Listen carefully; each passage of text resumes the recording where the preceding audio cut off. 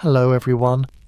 Tonight we begin with a tale that might change the way you think about temples, shadows, and what really happened inside the ancient kitchens of Angkor. This isn't just another dusty stroll through history. It's a sleepwalk through stone jungles, ghost recipes, and the smell of forgotten fires still clinging to the cracks of thousand-year-old walls. Right now, the Cambodian jungle is sleeping, thick and slow like hot syrup, but you're still awake, wandering through the silent ruins of Angkor, barefoot and blinking, your breath sticking to your teeth like sweet rice. The temples loom, their carved towers stretching into the humid night sky like fingers of a buried god reaching up through time. You might hear nothing but crickets and distant frogs, but if you listen closely there's something else. The faintest whiff of tamarind smoke, the echo of footsteps dragging across stone, and the soft metallic clink of spoons in an empty pot. Welcome to the walking shadows that cooked in Khmer temples. Yes, temples. Plural. You're not just standing in front of a sacred monument, you're wandering through the remains of a city that once fed 1 million people. A city where cooking wasn't just survival, it was worship. Fire was sacred, and so was fish sauce. Offerings to gods came not in scrolls or sermons, but in soups. But here's the thing. The kitchens are all empty now, silent. Not a single sizzle left, and that, strangely, is where this story begins. Of course, a fair warning. You probably wouldn't have survived any of this. Between the malaria, the monsoon mud, the massive ants with attitudes, and the possibility of accidentally insulting a rice goddess by chewing too loud. Well, your odds were slim, but that's why I'm here to walk for you. Slowly, sleepily, through the sticky dark. So before you get too comfortable, take a moment to like the video and subscribe, but only if you genuinely enjoy what I do here. Let me know where and when you're listening from. Drop your city and the time in the comments. I love knowing who's drifting through this story with me. Now then, turn off the lights, maybe let a fan hum in the background for some gentle white noise, and let's begin our journey tonight. You're walking, not fast, you're not in a hurry. No one hurries here, not anymore. Each step sinks slightly into damp earth. Moss curls at the edges of old stone, reaching lazily over forgotten thresholds. Roots split open stairs like time itself tried to claw its way into the temples. And above it all the sandstone towers of Angkor Wat loom quiet, jagged, and a little too awake for ruins. Your flashlight flickers. Or maybe that's just your brain adjusting to the dark. Because these temples, they were never just temples. Not the way we like to imagine them now. All incense and chanting and bare feet slapping against marble floors. No. These temples were living, breathing, boiling, smoking. People cooked here, every day, for gods, kings, armies, and possibly even ghosts. And they cooked in numbers that make your brain twitch. Imagine a kitchen the size of a parking garage, filled with hundreds of clay stoves. Not one, not 200s. Stone basins for rice washing, angled drains for soup runoff, vast pits for boiling whatever needed to be boiled, including potentially your curiosity. Archaeologists believe some kitchens were capable of preparing up to 7,000 meals a day. So, yeah. If you're picturing some peaceful monk delicately slicing lotus root in silence, you're off by several thousand decibels. These were not your average lunchrooms. They were industrial-scale holy food factories churning out sacred carbs and divine curries. And don't think for a second that this was just for special occasions. The gods in Angkor were hungry, and being hungry makes deities cranky. So, temples equals kitchens. Try to keep up. Now you might be asking, why would they cook inside a temple? Because in Khmer cosmology, food wasn't just nutrition, it was alignment. To eat was to harmonize with the universe. To cook was to participate in cosmic engineering. That pot of rice, it had to be washed, boiled and stirred in just the right directions at just the right times, or the world might spin slightly off kilter. You think I'm exaggerating. I'm not. There's evidence that certain offerings had to be prepared under specific star alignments. Think of it like astrological meal prep. Mercury in retrograde, better not overcook the catfish. Jupiter ascending, add a dash more galangal just to be safe. And if that doesn't convince you how serious they were about food, the kitchens of Angkor were part of the architectural plan. These weren't added later like some medieval food carts stuck outside the castle. No, the builders carved entire wings, corridors and courtyards specifically for cooking. Some of these temples have chimney systems more complex than 19th century European castles. Still not sold? Here's a weird detail for you. Archaeologists have found signs of soot accumulation on the interior ceilings of sacred shrines. You know what that means? Someone was lighting fires, big ones, inside, most likely for cooking. Which brings us to one of the stranger debates in Southeast Asian archaeology. Were some of these temples just very elaborate kitchens? Historians still argue over whether the smoke-blackened towers served as giant ovens, or if the sacred and the saucy just happened to share space due to zoning laws written by divine bureaucrats. You're allowed to be sceptical, but not too sceptical. You're here to fall asleep, not file a peer-reviewed rebuttal. So here's what we know. Angkor was big, unreasonably big. At its peak, it may have housed close to 1 million people. That's more than London or Paris at the same time, and to feed 1 million people, you need 1 million meals a day. Temples as kitchens starts to make a weird kind of sense when you realise how many people needed to eat. Which brings us to the real stars of our story, the ones who walk these shadowy halls, ladles in hand, sweat dripping into sacred stews, the walking shadows. You'll meet them soon. They move slowly, they hum when they work, they leave tiny piles of charred herbs in places no one visits anymore. But for now, you keep walking. Past the cracked stone lions, past the giant Naga balustrades, past the smell of jasmine and old rain. You stop. You smell something. Something cooking. You turn your head, slowly. The air doesn't move, but something else does, just at the edge of sight. A flicker. A shimmer of heat where there should be none. You step forward, cautiously, and the smell intensifies. It's not rot, not mould or moss or jungle musk. No, it's something warmer, heavier. A scent that clings to the back of your throat like a story someone's trying not to tell you. Lemongrass, burnt rice, maybe the edge of old fish sauce fermented just long enough to flirt with death. And that's when you realise you're not the first to walk here tonight. The jungle swallowed Angkor, yes, but it didn't finish chewing, and some things it left simmering. Welcome to the jungle that swallowed empires, and welcome to the bit where the jungle burps, gently, in your face. Angkor didn't fall because it was defeated in battle, not in the traditional sense anyway. Its fall was slow, bloated, full of hubris and humidity. One day the city was the largest urban centre in the pre-industrial world. The next, it just sort of evaporated into the underbrush. But you can still find it if you look. Or more accurately, it finds you. Because the thing about ruins like Angkor is, they don't die. They go quiet. They crouch. They wait. And if you wander too deep, you start to hear it breathing again. The roots pull stone apart. The monsoon drips into sacred corners, and vines, those eager historians of the plant world, record everything.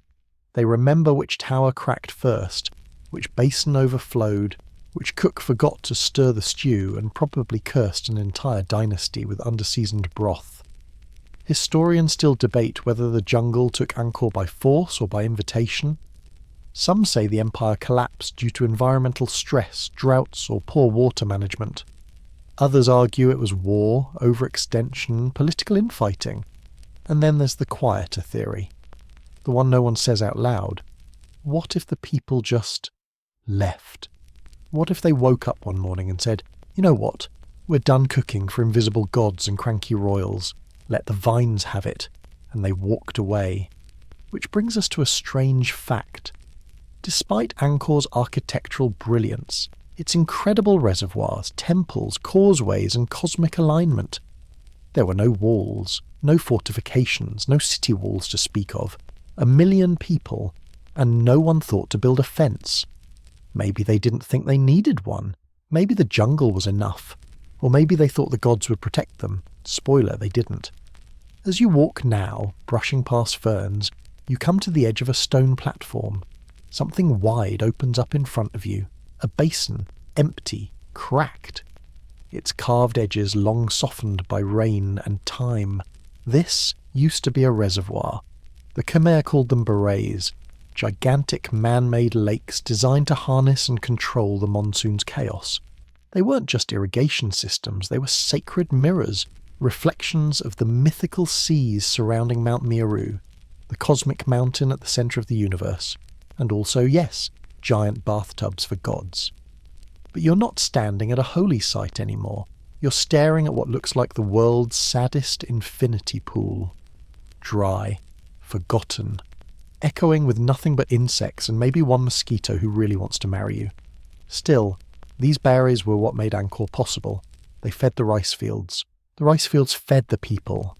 And the people, they fed the temples. Full circle. And then, the rain changed. A long drought in the 14th century followed by brutal monsoons.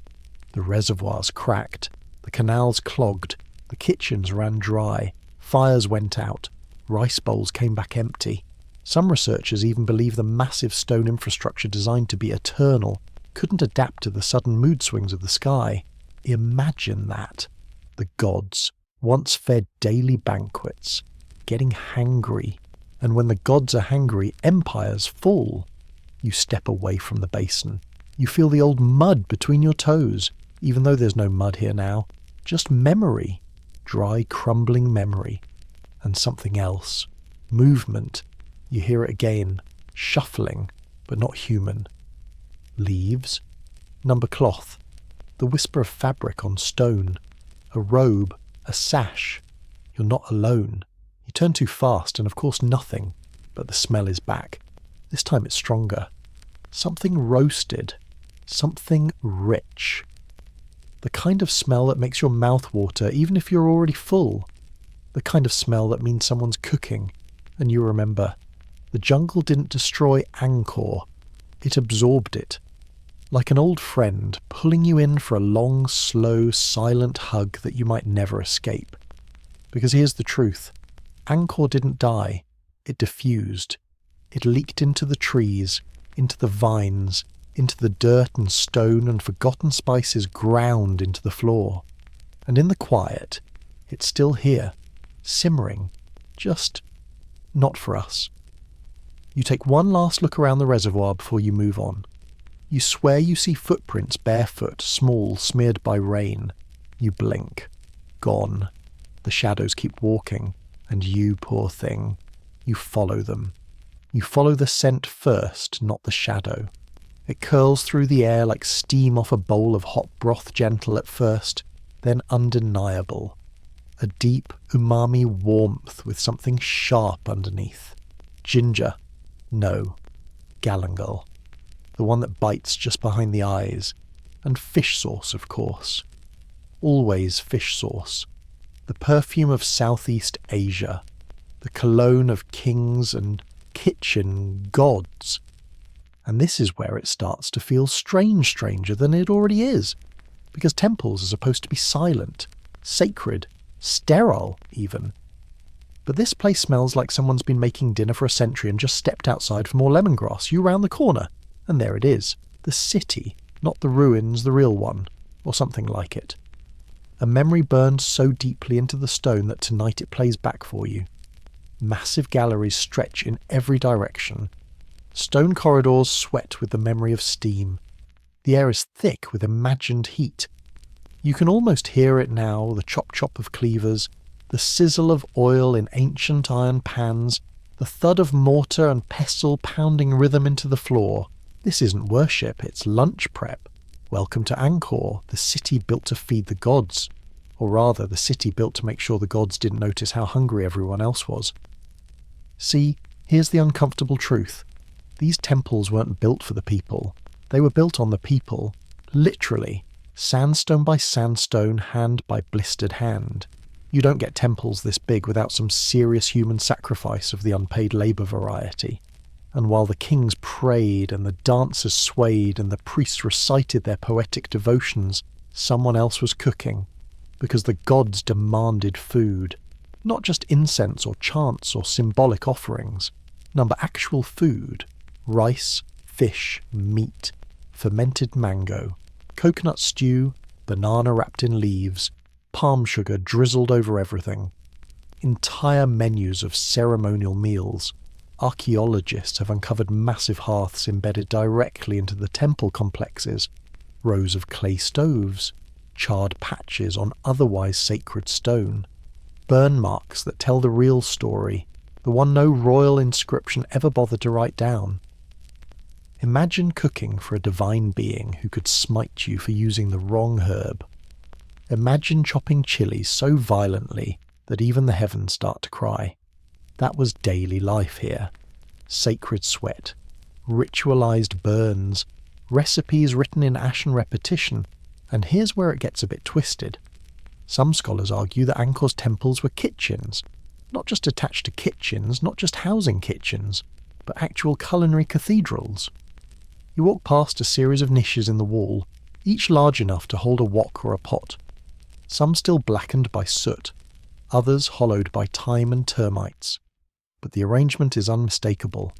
This was a kitchen, and not just any kitchen.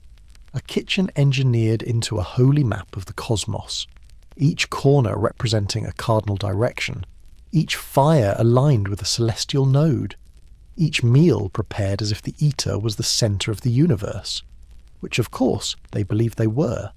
You duck under a low lintel, your breath catching on the cool air. Inside is a large chamber. It smells like iron and dried herbs. The floor is grooved with the paths of thousands of barefoot cooks, pacing between stoves. There's a depression in the middle of the room, possibly once a basin, maybe even a cauldron. Some call it a Srachnang cooking pool. Others argue it was more symbolic, a stand-in for the oceans of the universe. But you can picture it, can't you? A circle of cooks, each facing outward, stirring clockwise in sync with the stars. An orchestra of broth. And above it all stone carvings, not of gods, not of warriors, of kitchen tools, ladles, mortars, spatulas. In one particularly cheeky corner, a fish with two heads, possibly a warning, possibly a joke, possibly both. There's something oddly comforting about it. The divine made domestic, the heavens made hungry. And here's the weird part. The food wasn't just for the gods, not always. Because if you fed the gods well enough, they might share. Offer some of their divine leftovers. Grant a good harvest. Let your village go untouched by drought or war or wild tigers. So cooking was more than just a chore. It was negotiation. Each pot a prayer, each dish a treaty. The best chefs in Angkor weren't just talented, they were diplomats. Which brings us to one of the most bizarre royal titles recorded in temple carvings, Master of the Fragrant Path. Historians argue over what it means.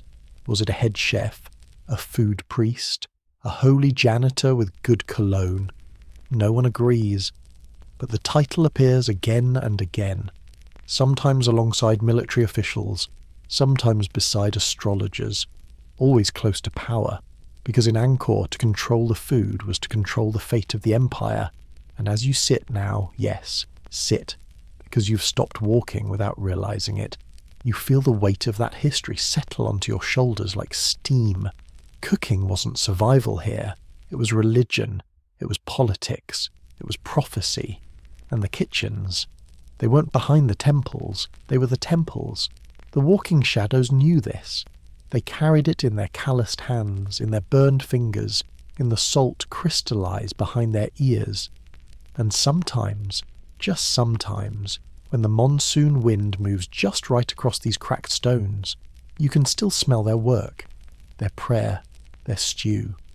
You breathe in slowly, and just like that, you're hungry. You rise again, as if summoned not by voice, not by command, but by the gentle grip of hunger that isn't quite yours. The temple exhales. The ground stays still, but you feel the pulse of it beneath your soles, like a great stomach rumbling under centuries of stone. And as you step forward, something changes. The heat thickens, the smell sharpens. Smoke. Old smoke. You're walking toward the past now, toward one of Angkor's most improbable miracles. A kitchen built around water, not near water, not next to a pond, built into a reservoir. The Khmer called it West Beret. You stand now on its ghostly edges, once a man-made lake 4 times the size of Central Park. Today it's mostly dry, a basin of cracked soil and dust-matted weeds. But back then it was alive, and it cooked. Yes, cooked. Because Khmer engineers weren't just brilliant architects and celestial city planners. They were apparently gourmet plumbers. Here's the weird fact of the day. The hydraulic system that powered Angkor's rice empire, dozens of canals, dikes, moats, and spillways was also used to regulate kitchen heat. Historians still debate how much of this was intentional and how much was divine coincidence. But certain temples show unmistakable signs. Stone ducts channeling water beneath hearths, controlled flows to cool pot bases, even spiral grooves worn into clay where steam condensed and trickled away. It's like discovering your city's subway system also worked as a slow cooker. Water flowed from sacred reservoirs to temple kitchens, not just to drink, but to cook. And in some cases, to cool. The ancient Khmer might have been the first people to practice water-cooled cooking on a city-wide scale. Imagine that. A sous-vide chicken thigh in the year 1120. Stew boiled gently in stone pots, kept just under a rolling simmer by flowing sacred runoff. Not exactly your grandma's slow cooker. And it wasn't just rice. Oh no. Angkor's kitchens were home to a culinary galaxy. Archaeobotanical evidence, yes, that's a real thing, shows traces of turmeric, coriander, betel, ginger, sesame and galangal. Traces of banana, traces of tamarind, traces of so many things that it starts to feel like the jungle was less an enemy and more a pantry with attitude. You imagine one of those kitchens now, low ceilings, stone ovens, open vents like yawning mouths, rows of mortars being pounded in rhythm by cooks chanting under their breath, a slab of sandstone slick with fish oil, a shelf lined with clay jars labelled in a language no one reads anymore, and in the centre, an old woman. She's not royalty, not a priestess, just someone's grandmother. She stirs the pot slowly, deliberately, with a spoon carved from tamarind wood. Around her, fire flickers not from rage but from memory. She doesn't look up when you walk by, because she's not cooking for you. She's cooking for the gods, or maybe for something worse, the priests. See, feeding a king was political, feeding the gods was religious, but feeding the priesthood, that was dangerous. These were not gentle monks sipping tea.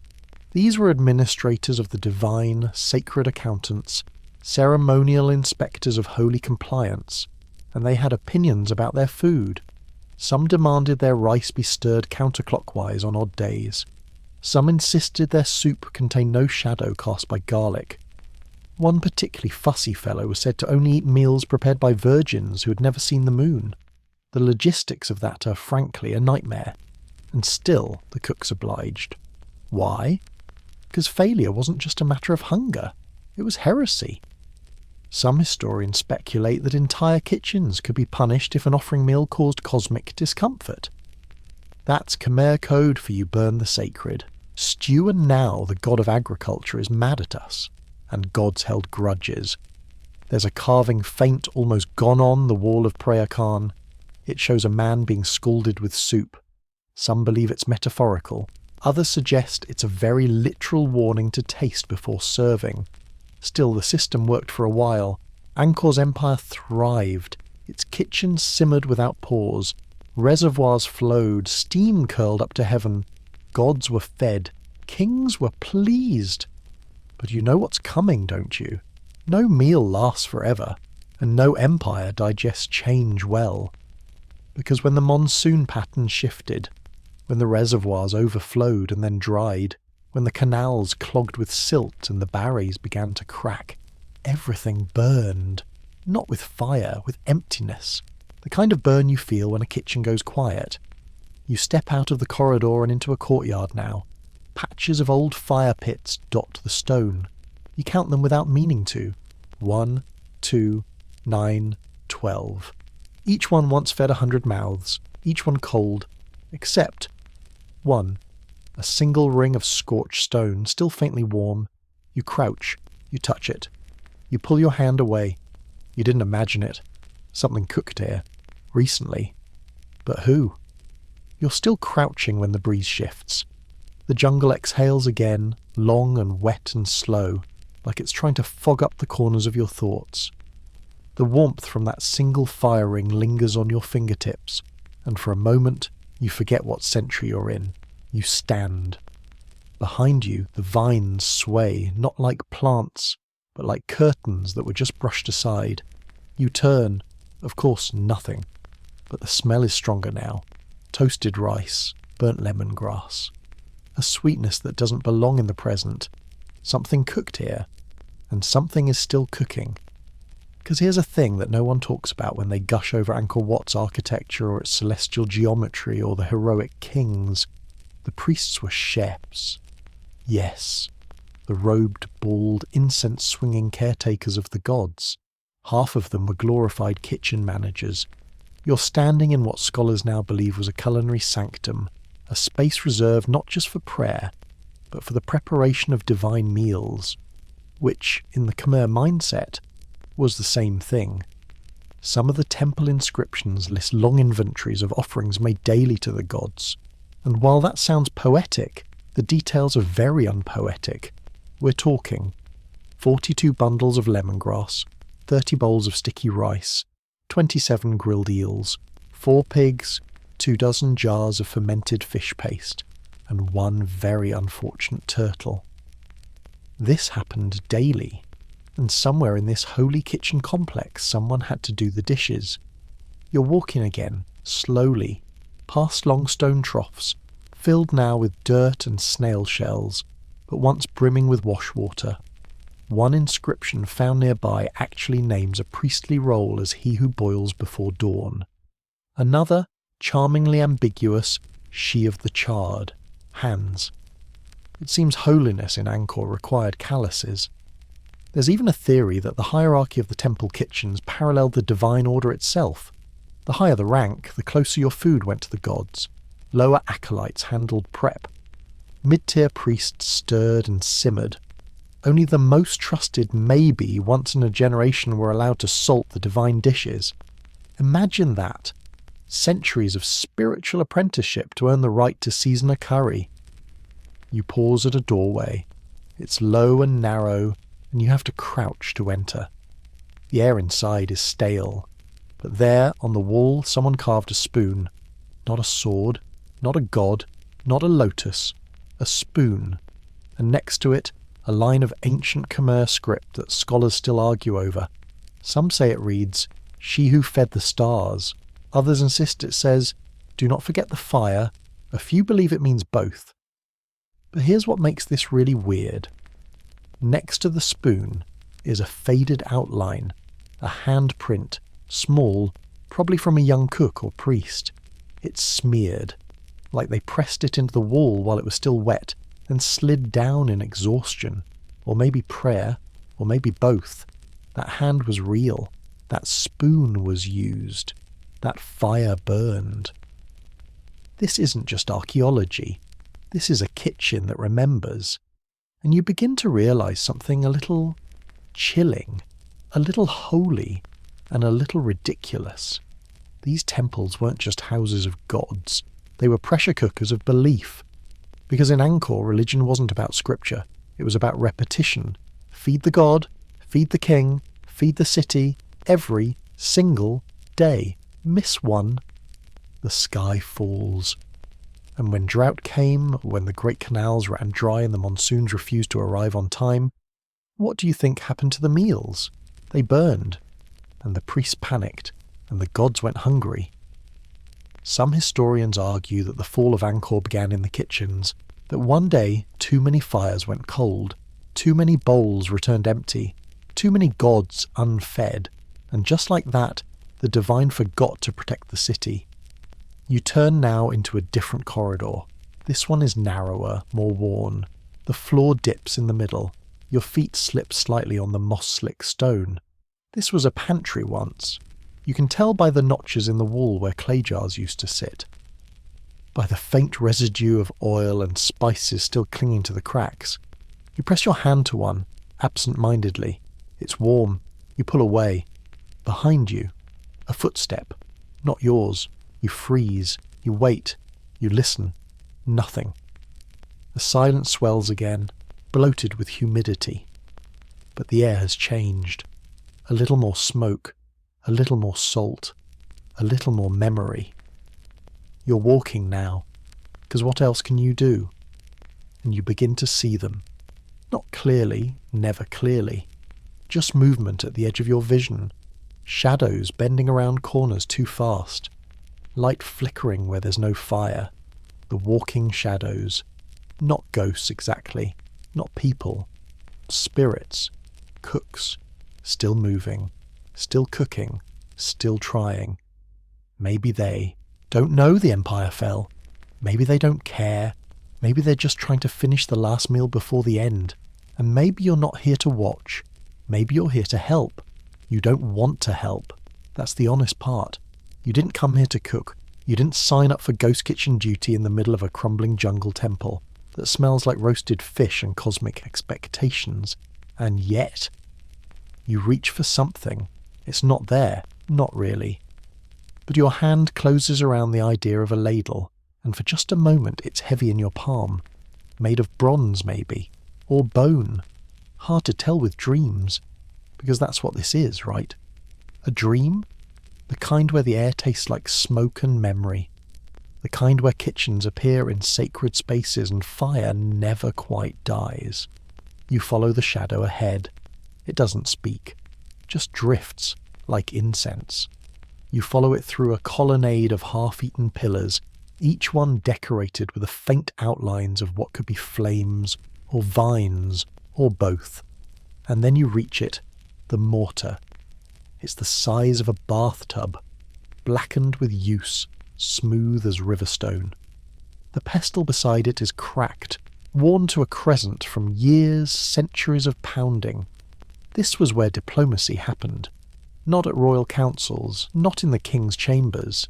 Here, mortar and pestle diplomacy. Forget treaties, forget armies. In Angkor, if you wanted peace, you started with turmeric and salt. There's a story, not quite myth, not quite fact, about a war that almost wasn't. 2 provinces on the verge of bloodshed, armies lined up, tensions high, and then someone served dinner. Just that. A feast in a field, spiced catfish stew, tamarind broth, sticky rice shaped into birds. One king took a bite, closed his eyes, put down his sword. No one fought. Some scholars call it a coincidence. Others say the stew was drugged. But you know better. You know the real reason Angkor didn't burn that night. The flavours were divine. This wasn't rare. In fact, food as diplomacy was commonplace. There are temple records scratched into sandstone, with a hand that clearly had better things to do. That lists ceremonial banquets used for alliance building. Roasted meats, offerings of fruit, grilled coconut wrapped in banana leaves, deals sealed not with ink, but with grease. And yes, arguments too. One inscription near the eastern gate of Angkor Thom details a culinary offence, a dish served too cold to a visiting dignitary. The next day, his army burned the rice paddies. So, yes. Mortar and pestle diplomacy worked until it didn't. You kneel beside the massive mortar. In its bowl lies a faint, smear-dark, oily, sharp-scented even now. Galangal. You'd bet your life on it. You smell your fingers. You haven't touched anything, but the scent is there, faint, burned in. Like the recipe itself decided to borrow your skin. You look up. The shadow has paused, waiting for you. You follow again, passing walls etched with carvings, more spoons, more pots, a surprisingly aggressive-looking chili pepper, and then you pass what might be a mural. It's nearly gone, eroded by time and weather, but the shape is there. A woman with smoke curling from her hands, her eyes closed in concentration. She's not holding a blade, not a scepter, she's holding a pestle. The caption beneath her, translated, roughly reads, "She who softened kings." You stare at it for a long time, because this is the kind of history that doesn't make it into textbooks.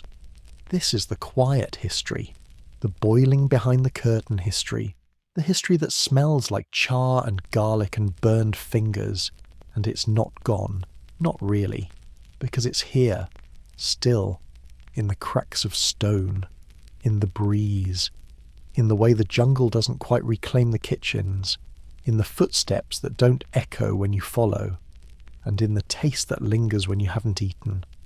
The scholars still argue, of course. They debate whether the kitchens really doubled as diplomatic halls, whether a stew could stop a war, whether the mortar you touched was ceremonial or just very large. They write papers about thermal residue, spatial alignment, grain carbonization levels, but none of them have walked where you're walking. None of them have followed shadows into the ruins. None of them have stood in the place where food and fate once stirred in the same pot.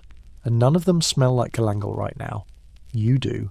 And when you finally pass into the next chamber, you hear it. Not footsteps, not whispers. Pounding, rhythmic, steady, familiar. The pestle is still at work. Somewhere. Even if no one's holding it. The pounding grows louder, not deafening but deliberate. Like someone's heart trying to keep rhythm after too much heat, too many memories, and not enough salt. You follow it, because you're past the point of wondering whether this is a good idea. You gave that up somewhere around the third phantom spoon carving. The room you enter is long and rectangular, with soot stains crawling up the walls like forgotten vines. Cracks web through the ceiling. You step over a pile of collapsed bricks, and that's when you see it. The grain pits. 3 of them. Carved directly into the stone floor, each deep enough to drown in. They're empty now, of course. Just shadows and wind. But once they held the lifeblood of Angkor. Rice. Not gold. Not spices. Not rubies or silk or even religion. Number. The Khmer Empire ran on rice the way modern cities run on caffeine and bad decisions. Without it, the whole sacred engine would have seized up temples and all. And it wasn't just food. It was currency. It was calendar. It was sacrifice. Some days it was probably emotional support. Rice was planted, harvested, taxed, distributed, offered, polished, blessed, cooked, burned, dumped, and counted relentlessly. And this room, this was the counting room. You crouch by one of the pits and run your hand along the inner lip, smoothed, polished, worn down by years of scraping bowls and baskets. The edges are scarred with the little cuts where the scales once sat. You look up. On the far wall, someone chiselled a diagram, crude but legible, a rice plant next to a bowl, next to a crown, a literal food chain. Because Angkor was a rice machine disguised as a religious utopia. The gods needed food. The kings needed the gods. The people needed to believe that feeding both would keep the monsoons coming and the rice flowing. But rice has a sense of irony. It grows best in water, and Angkor had water. Too much of it, then too little, then all at once, none. That's where the trouble began. The great canal silted up. The reservoirs cracked. Some years the rice spoiled in the field. Some years it never sprouted at all. The empire built to feed itself suddenly found its kitchen empty. And here's the strange, poetic tragedy. For a civilization that lived and died by food, its collapse wasn't marked by war or fire. It was marked by silence. No shouting, No rebellion, just kitchens that didn't wake up. The pounding you hear now, it's not real. Or maybe it is. Maybe it's the echo of a kitchen that refused to stop. A final rebellion in pestle rhythm. You rise slowly and continue forward, stepping past half-buried grinding stones and cracked pottery. In the next chamber, something catches your eye. A row of flat stones with concentric grooves, like little sunbursts carved into their surface. These were the polishing stations where rice was finished, buffed, purified. Where its husk was removed not just for digestion, but for offering. Because gods didn't eat brown rice, apparently. There's a darker stain nearby, a patch where the stone discolours in a perfect round pattern.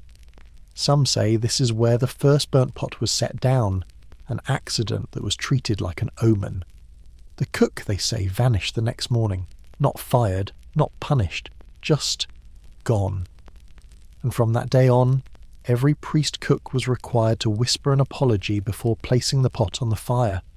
You try it. Sorry, you say aloud, your voice swallowed immediately by the walls. Nothing answers, and yet the pounding stops, just for a second, then resumes. You follow again.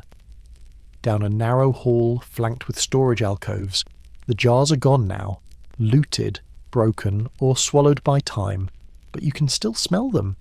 Brine. Earth. Something fermented so long ago it passed into myth.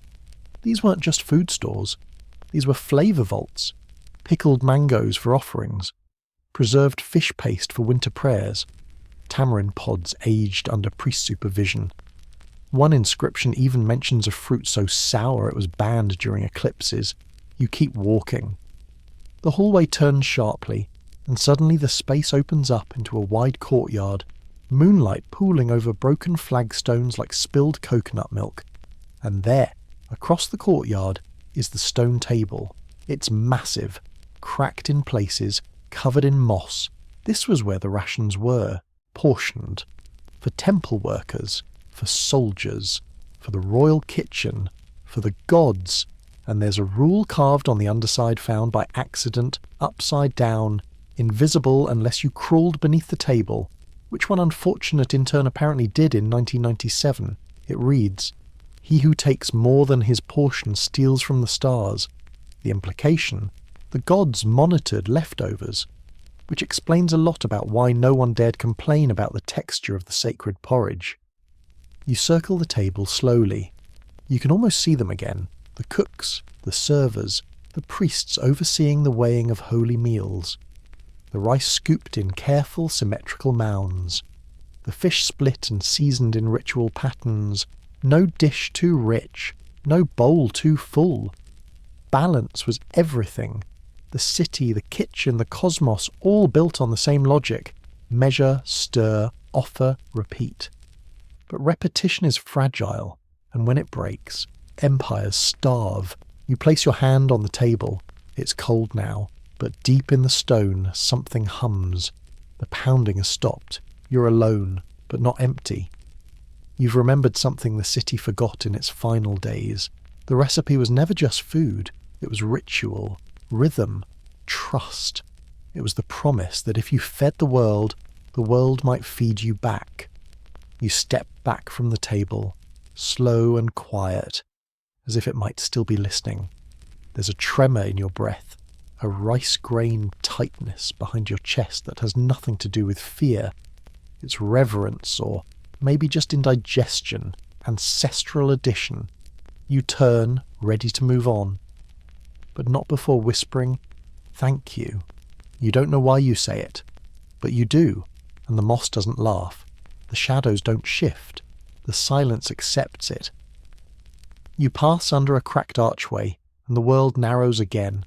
The walls are closer here, heavy with lichen and smoke stains older than your family tree.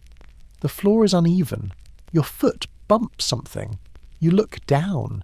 It's not a stone. It's a potsherd thin, curved, still oily to the touch. You've entered the place archaeologists call Zone 17. The official term is Temple Kitchen Quadrant Northwestern Sector. But the locals who still whisper about this place, they have another name, ghost recipes. You've come to the part of Angkor that no one meant to preserve, but which survived anyway. Here's what we know. This section of the temple complex is full of food waste.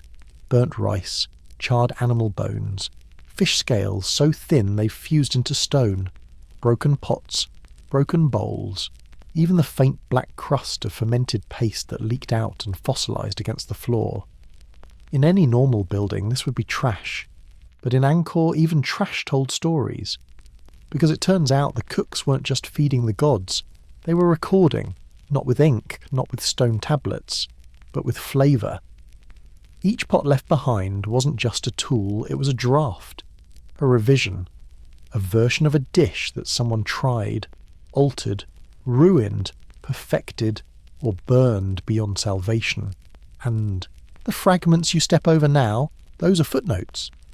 The archaeology here gets weird.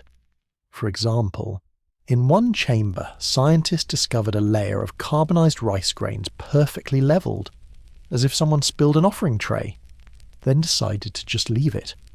On top of that, a second layer of rice, this time burned, which means someone made the same dish again in the exact same spot. Some think it was practice, others think it was penance. Some believe the first batch was made for the gods, and the second for their forgiveness. You pause in one of the alcoves. The air feels thicker here, like it's been holding its breath for a long time. On the wall is a crude carving not elegant like the bas-reliefs of Vishnu or the Apsara dancers, but scratchy and impatient. It shows a bowl, just a simple clay bowl, and beside it, 2 lines, etched quickly. One point into the bowl, the other points out. Some interpret this as a recipe, others think it's a warning. The text beneath, barely legible, says, "He who forgets the way out becomes the soup." Now, that could be metaphor, or it could be why people no longer cook in temples. There's another legend, whispered in some villages near the ruins, about a woman who came to this quadrant to gather herbs for a festival.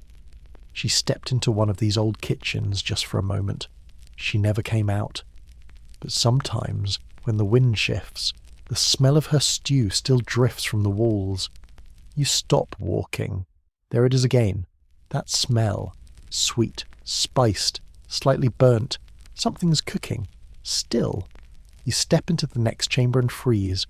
On the floor, 5 small clay bowls, arranged in a circle. Nothing in them but soot and memory. But around them, drawn in ash, is a spiral. A recipe spiral. This isn't superstition. It's documented. Some Khmer kitchens use symbolic spirals to map flavour development. You added ingredients not by time, but by position. Coriander at the outer ring, tamarind closer in, chili dead centre. Cookers didn't read clocks, they read geometry.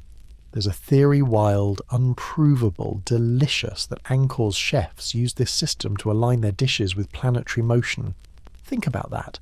A dinner based on the orbit of Mars, a soup whose sourness matched the moon phase. And here's the kicker. Some researchers believe these recipes were never meant to be eaten. They were meant to be felt. The act of cooking itself was the offering. The dish, once complete, was discarded or left for the jungle. You look at the 5 bowls. You resist the urge to complete the spiral, but your fingers twitch, because you understand now. These aren't ghost recipes. They're unfinished sentences, and someone is waiting for you to finish them. Not the gods, not the priests. Just the shadows. Still walking, still cooking, still hoping someone will remember the way it tasted. You don't touch the bowls. You want to. Of course you do. The spiral's almost complete. Just one more mark and the ritual simmers shut like a lidded pot. But something in your gut whispers, don't stir what's already cooking. You leave them behind even as the smell tugs at you. Something citrus, maybe kaffir lime, maybe something older. The kind of scent that doesn't just hit your nose, it reminds your bones of something they've never known. You step through another doorway, and suddenly, silence. Real silence. Not jungle quiet, not the hush of old temples, but a deep, airless stillness that makes your ears ring. This room is empty. No bowls, no spoons, no carvings, just soot stains on the walls and an overwhelming absence. This is where the kitchen stopped. The very spot. You can feel it. The echoes cut off here. The footsteps fade. The fire died in this room and never came back.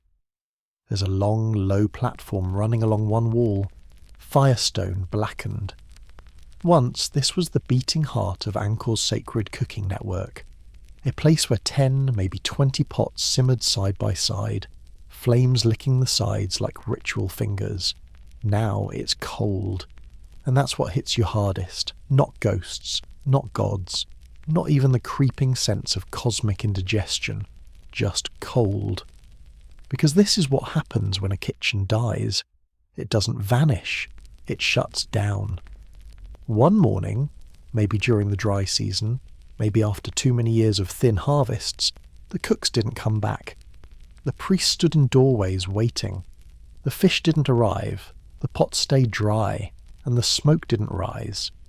Angkor was built on routine, stirred into being by repetition, by hands that moved in the same pattern every day for centuries, and when those hands stopped, so did the city. You walk the edge of the platform, careful not to break the dust that settled like powdered thyme, and you begin to notice. It's not just a kitchen, it's a map. The stove placements, aligned with the cardinal directions, the fire pits, mirroring the ancient Hindu concept of the 5 elements, the basin in the centre, dead ringer for Mount Meru, cosmic navel of the universe. They weren't just cooking food here, they were cooking cosmology.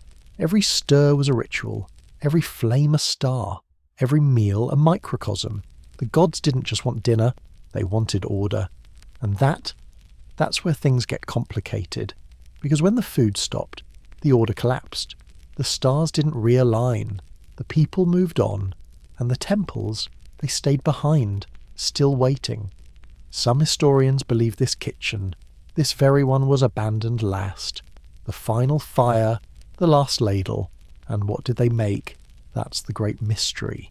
There's no recipe carved here, no final inscription, just a line scratched hastily into the stone beneath the central basin. Too much salt. Start again. That's it. The last recorded instruction in one of the greatest culinary systems the world has never heard of. Too much salt. Start again. Was it a joke? A curse? A lament? Or just an honest note from a tired cook at the end of an empire? You stand in the centre now, where the basin once held broth, or ash, or the last bit of steam from a meal meant for a god who had already stopped listening, and you breathe in nothing. Not even the ghost of a spice, but something tells you the flavour's still here, just not for your tongue. You're not supposed to taste it, you're supposed to remember it and pass it on. Because the lesson wasn't in the dish, it was in the stirring, in the devotion, in the fact that someone came here every morning for decades, maybe centuries, hands blistered, eyes bleary, rice still under their nails, and cooked for something bigger than themselves. Even when the rains failed, even when the gods grew silent, even when no one said thank you, they cooked. And when they couldn't anymore, Angkor cracked. Because the city didn't fall in battle, it fell in the kitchen. You remained standing in the silence, long enough for the dust to get curious again, long enough for your breath to feel foreign in your throat. There's a kind of grief here, not yours, not even human. Something structural, architectural. Like the walls themselves are mourning the end of the routine, because that's the part no one ever puts on the postcards. Angkor was a city addicted to rhythm, meal by meal, fire by fire, and this was the skipped heartbeat that broke it. You leave the dead kitchen, stepping back into the corridors. The air feels lighter out here, less burdened, but only just. You're moving downhill now, past columns that lean like old shoulders, past doorways that lead into nothing but collapsed stone. And then you see it wide, rectangular, shallow, a moat, dry now, but unmistakable. You stand at the edge and look down into what was once the circulatory system of the empire. A waterway that didn't just defend the city, it fed it. Because here's where things get spicy. Literally. The moat wasn't just a defensive barrier or a sacred symbol of the cosmic ocean. It was part of Angkor's cooking infrastructure. You heard that right. There's compelling evidence, and by compelling we mean hotly debated over tepid coffee in graduate seminars, that moats around certain temples were also used to season food. How? Glad you asked. See, the moat wasn't stagnant, it flowed.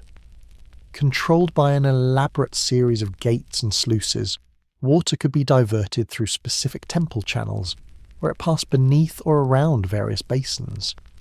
These basins held herbs, spices, roots, and even dried fish skins, aromatic ingredients placed in porous containers or mesh reed baskets. The theory? As the water flowed through these aromatic circuits, it absorbed flavour infused with the memory of meals, the oils of offerings, and the spice of prayers. This wasn't holy water. This was soup base. Scholars still argue over whether this was intentional. Was it ritual? Was it a clever culinary hack? Or did the cooks just get bored one season and invent canal broth? But if you ask the locals, those who still whisper about what the jungle remembers, they'll tell you it wasn't flavouring. It was containment. The water was meant to carry away the spiritual pressure that built up in temple kitchens, the steam, the essence, the leftover energy of sacred meals. It needed somewhere to go. If it stayed, it curdled, became something else. So the water pulled it out, took the residual power of all those divine dinners and carried it downstream, out of the temples, back to the rivers, back to the gods. Maybe. You step down into the moat. The bottom is cracked mud now, dotted with weeds and bits of stone. You walk along its length, tracing the path the flavoured water once took. At one bend, there's a cluster of bricks where the canal system once opened a sacred sluice. And near it, still half buried, is the curve of a jar. You kneel, brush the dirt aside. It's small, hand-thrown, a thumbprint near the rim, still stained a faint reddish colour, paprika or something like it. Maybe fermented annatto. You lift it, and the base falls away. Nothing left inside, but the shape is familiar. A flavour trap. These jars were placed under runoffs to catch spices that had dissolved into the water, then reused, recycled into new meals. A cosmic compost of sacred leftovers. The Khmer wasted nothing. Because waste wasn't just inefficient, it was dangerous. Every bit of flavour held energy. If you threw it away improperly, you weren't just littering, you were offending. Some priests even wore necklaces of old chili pods, dried to husks and strung together like warning beads. One inscription describes a ritual where used ginger had to be buried under moonlight so its spirit wouldn't cause mouth blisters in the next life. Again, might be metaphor, might be why the local ginger is so spicy, might be both. You leave the moat and step back onto solid stone. Above you, temple towers tilt at odd angles, as if leaning in to hear your thoughts. The jungle hums, low and steady. But under it, something flickers. Heat. Not fire. Not sun. Something subtler. A pocket of warmth wrapped in the wind. And you follow it. Of course you do. It leads you to a series of alcoves, half-walls and collapsed archways arranged in a strange pattern. Not a corridor. Not a courtyard. A kitchen maze. Designed perhaps to confuse spirits. Or maybe rodents. Or maybe both. This was likely one of the main production kitchens for temple workers. Not the priests. Not the gods. Just the staff. And yet it's as complex as any shrine. Stations for boiling, stations for chopping, grooves in the floor to let grease run off toward collection pits. One corner has a long flat slab slanted slightly forward, ending in a hole, a primitive oil extractor. Here, the animal fat and coconut cream was separated and stored in clay basins kept cool with shaded water channels. The ingenuity is absurd and infuriating. Because we talk about Angkor's engineering, its hydraulic wonders, It's celestial city planning, and we forget this. This is engineering too. An empire didn't just rise on bricks and beliefs. It rose on breakfasts. Rice scooped at dawn, soups boiled before sunrise, bread like cakes pressed into banana leaves with thumbprints of cooks you'll never know. This is where they worked. Sweated. Laughed probably. Cried. Definitely. One wall has real graffiti scratched in a lazy arc. A crude drawing of a lizard stealing a fish from a bowl. And below it, he returns every Tuesday. Whoever he was, it seems he had taste. You sit for a moment on a toppled stone. The heat has passed, but in your pocket you still carry that jar fragment, and it feels heavier than it should, because you're starting to realise something. Angkor didn't fall because it was weak. It didn't fall because it was defeated. It fell because its systems were so finely tuned, so ritualised, so precise, that when one part broke, the whole stew collapsed, the flavour turned, the rice soured, and no one knew how to start again. Some say the final exodus wasn't chaotic, it was quiet. The last priests bowed, the last fires were doused, the last meals left to steam alone on cold stones, and the shadows, they stayed, walking, cooking, waiting, not because they're trapped, but because they remember what it meant. You rise again, brush off your hands, and somewhere, faint and far, you hear it. A spoon against a pot. Not once, not twice. A rhythm, like a call. And you answer, not with words, but with footsteps. Because dinner isn't over yet. Not here, not in Angkor. You're walking again, because that's all there is to do now. Forward. Always forward like steam curling toward the ceiling. Like a ladle drawing slow circles in a pot that's been simmering since the beginning of belief. The jungle presses in again. The trees crowd the edges of what used to be streets, what used to be kitchens, what used to be someone's morning shift. But here, where the roots twist around temple walls like sleeping serpents, you see something that stops you mid-step. A griddle. Flat. Cracked. Charred. Stone. Not ceremonial, not symbolic, just practical, burnt into usefulness. It sits in the middle of a low platform surrounded by the skeletal remains of what must have been a canopy. The posts are gone, the roof has collapsed, but the scorch marks on the stone remain, black and resolute. This wasn't part of the sacred temple. This was street food, the forgotten kitchens. Because while the priests had their sacred broths and spice-coded prayers, and the kings had their astrologically aligned roast pig dinners, someone had to feed the other 99% of Angkor. The labourers, the masons, the boat pullers and fish descalers and water channel diggers. Someone had to flip the rice cakes. Someone had to stir the coconut porridge thick enough to hold a spoon straight. This was where they came, not for offerings, not for omens, for lunch. And the smell, it lingers, in the very bones of this stone. A kind of smoky sugar, possibly palm syrup fried in animal fat and poured over sticky rice. Possibly just the dream of it. You kneel beside the griddle and run your fingers over its edge. There's a deep groove where countless spatulas must have scraped. One archaeologist argued this groove was made not from tools but from elbows. From tired cooks leaning in again and again for centuries. You believe it. Because this griddle is worn down not by war but by service. And here's the thing, nobody wrote about this place. The inscriptions sing praises to gods and kings and priests and elephants with excellent posture. No one carved a poem for the woman who fried rice flour cakes in the sun. No one sculpted a statue for the man who washed dishes until his hands cracked like dry earth. But they were here, their shadows still flicker when the wind shifts.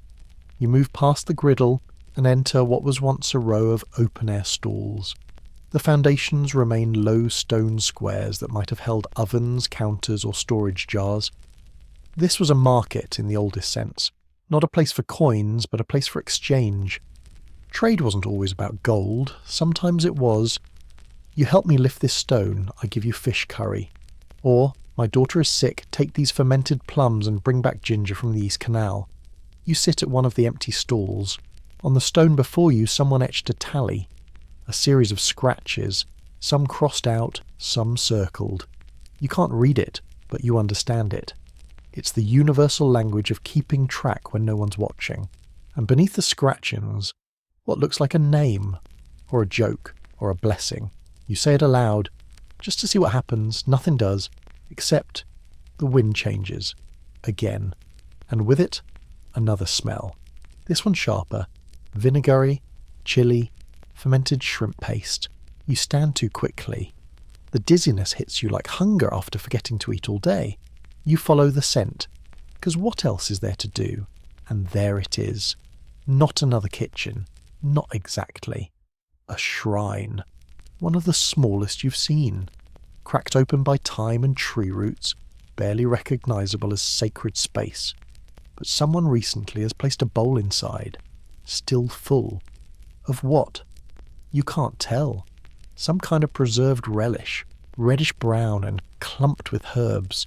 It smells like thyme and vinegar and trust. You don't touch it. Obviously, you just stare. 'Cause here's the weird part. This shrine, it's not dedicated to a god. There's no image of Vishnu or Shiva or any celestial being. Just a stone carving of a woman, not a queen, not a priestess. Just a woman in a plain robe holding a ladle. One hand raised as if offering, or maybe warning, and on the wall beside her, a recipe.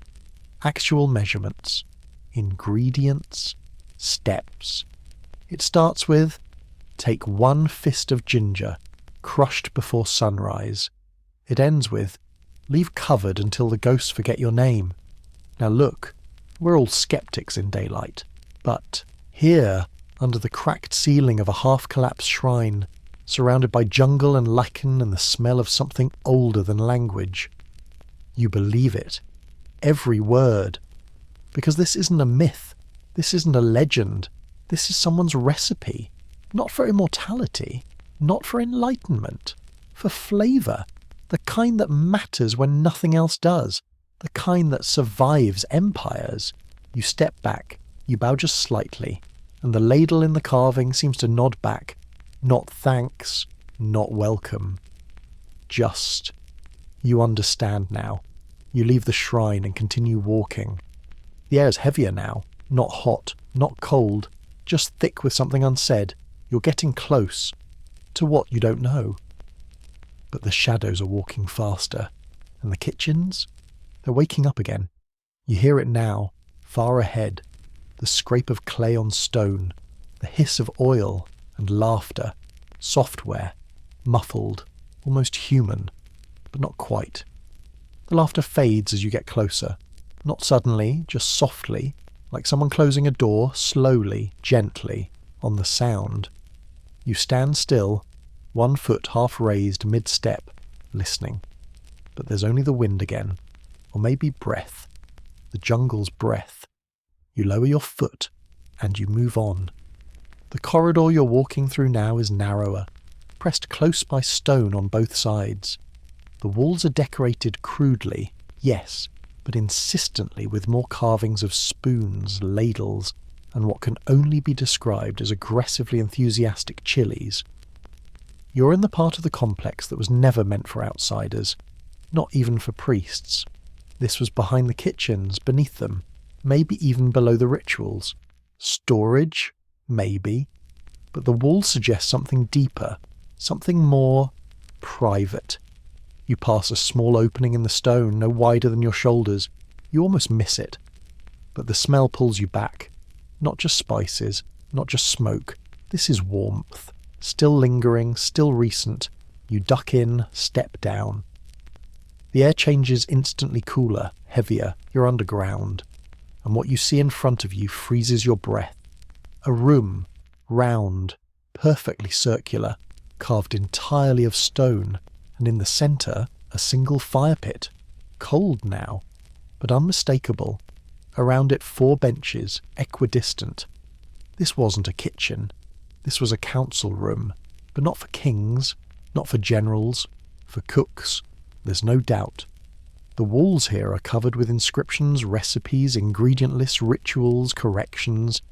Someone even carved the words "Don't trust turmeric" on the third day near the ceiling. You circle slowly. Each wall panel tells a different story. One describes a dish made only during eclipses, involving a broth that must be stirred with the left hand while reciting the name of every rice goddess you know. Another explains how to dry jackfruit seeds using incense heat alone, which is absurdly specific and wildly unnecessary. A third warns simply, if it smells like teeth, stop. And below it all, at floor level, scratched over and over again like someone couldn't stop writing it. Stir clockwise, always clockwise. You sit on one of the stone benches. It's worn smooth by centuries of use. Your palm brushes the edge and catches on something. A small groove, shallow, repeated. This is where someone sat, hundreds of times, maybe thousands, thinking, planning, tasting, not for themselves, but for others, for the gods, for the empire, for the invisible machinery of a city that worshipped food as function. And this was the control room. Not for armies, but for ovens. You imagine the conversations that must have happened here. She says the duck is too dry. Well, the gods didn't send rain for 3 months. Try oiling it with coconut fat next time. Will that offend Vishnu? Not if you chant while doing it. Fine. But we're out of lemongrass again. I told you, get it from the Eastern Barret. It grows better there. That place is haunted. We're all haunted. Fair point. And maybe, just maybe, these 4 cooks, whoever they were, held more power than the generals, more sway than the priests, because if the food stopped, the city stopped. And one day, it did. But not without warning. In the final panel, near the doorway, someone carved a long vertical line of text. Formal, careful, it reads, "The fires grow thin, the water grows bitter, the rice no longer sings.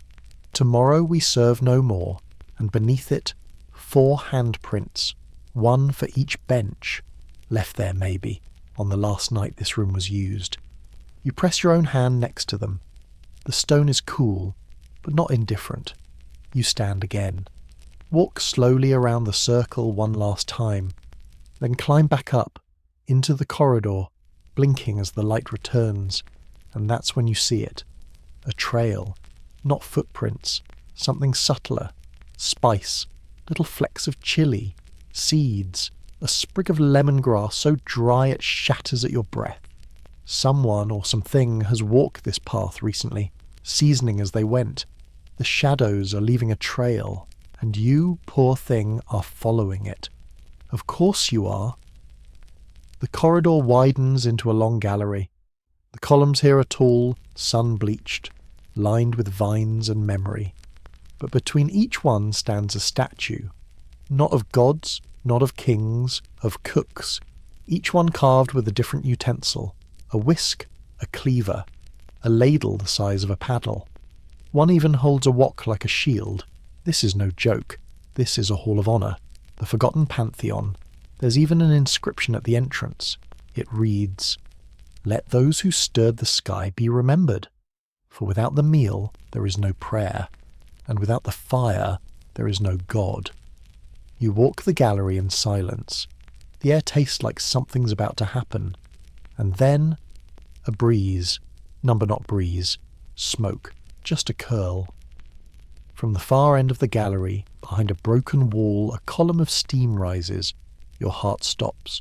Because this time it's not memory. It's real.